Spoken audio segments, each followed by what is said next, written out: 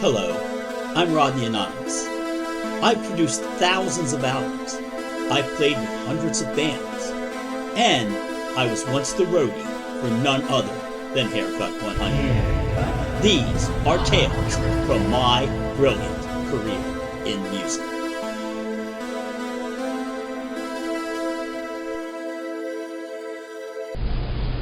Episode 1, Working with Stevie Nicks.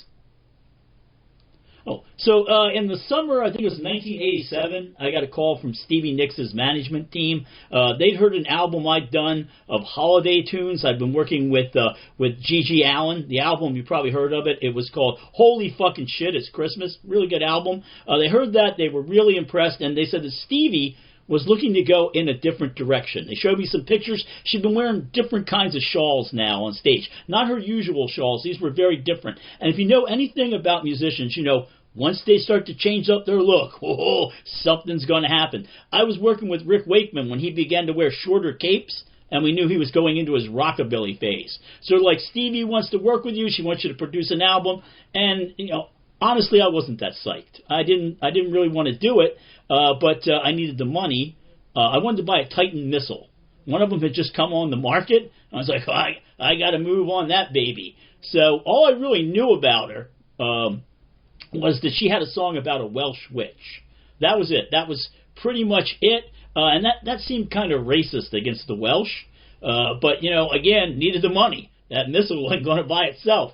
So I said, yeah, what the hell? I'll do it. So I decided, since there was a song about the Welsh witch, and again, apologies to any Welsh viewers, got nothing against the Welsh, you know, I mean, not going to eat with them, but, you know, got nothing against them. So I figured this Welsh song, I'm going to give it a flair, a feeling of the British Isles, you know, something like that. Give it that misty, Pete Mossy British Isles feel, you know, like an XTC album or Pantera, I don't know. So anyway, all right, so I got the idea in mind. So I think I go to the record company. I say, look, it's going to feel really, really, you know, pastoral.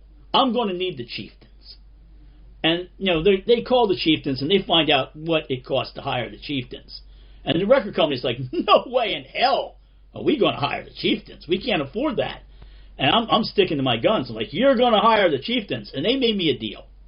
They said, we will hire the chieftains. We will pay their fee, fly them all the way over here from Kansas City, and we will bring them in, and they will play on this album, and it's going to cost a lot, but if you want them, you have to agree to waive your fee. Now, if the album does well, we will pay you. We'll give you everything we promised you, but if it doesn't do well, you're making this album for free. So, I mean, I didn't have to think about it. So, boom. I'm like, let's get somebody cheaper. So we actually found a band called the Chieftains. They're basically the dollar store version of the Chieftains. Not nearly as good, but yeah, you get what you pay for. So they come in and they're weird. They got you know how like Pearlies, those people in Britain have the clothes with the pearls all over them, the little buttons and everything. They had something like that. They had these brightly colored jackets, and I thought that was some sort of, you know, like material that they'd gotten, came from their homeland or whatever. No, it turns out it was vomit. All they would do was drink and puke. They were covered in vomit.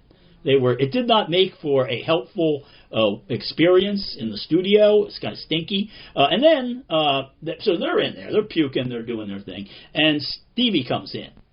So we start to work on the first song. She got an idea for the first song, and I expect her to bring out her guitar. But she doesn't. She starts doing this thing that she calls knuckle music, where it's like, I can't do it. It's like, but it sounds almost like a cross between like a tuba and a musical saw. And I'm like, what the hell? So we got these guys over in the corner. They're puking. They're making that sound. Like, it's not dry heaves either. Like, they never dry heave. They had an endless source of vomit. And then you know, there's this weird knuckle music thing going on. And and I'm like, you know what? I got to get out of here. So I say to the engineer, and now the engineer asked not to be named in this episode, said that there would be legal repercussions. But I say to the engineer, I say, you know what I want you to do? I want you to run tape. I want you to run tape, and I want you to capture the magic. And as soon as he pressed record, I snuck out the side door. And I went to Atlantic City for a couple days, and when I came back, the album was finished. So I handed it over to the record company. Now, this is the album, you probably have heard about it.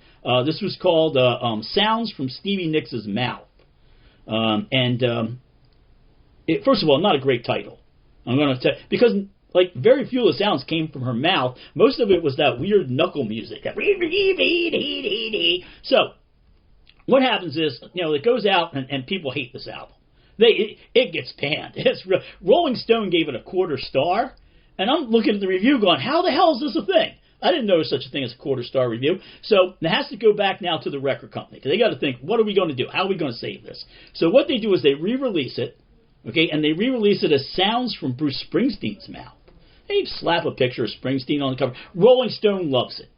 Rolling Stone goes crazy for this album. It sold they gave it 5 stars. It sold 1 billion copies. Everybody had it. I think it might have been bigger than Thriller or something. Everybody was happy, except for me, because the Titan missile was no longer on the market. And I believe I found out later on that Cher had bought it. So there you go.